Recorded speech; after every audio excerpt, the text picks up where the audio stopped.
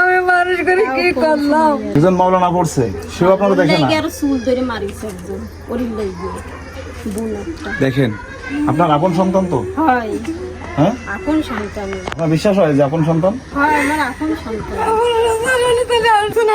আমি আপনার থেকে জানতে চাচ্ছি না, আমি আপনার মেয়ের থেকে জানতে চাচ্ছি তার সন্তানদের কথা।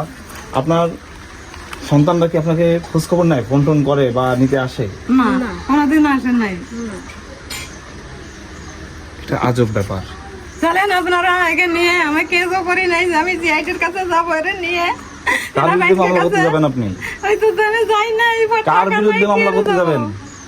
ওনার ছেলের বিরুদ্ধে? সম্ভব?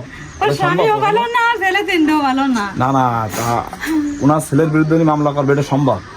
এই তো তাহলে অনেক কি করবেন, তাই আপনারা কোন বলে আমি চেষ্টা করবো। আপনারা সবাই দোয়া করবেন ওনার ছেলেদের যেন আল্লাহ হিদায়াত দান করে, ওনার ছেলেরা যেন ওনার মাকে এসে নিয়ে যায়।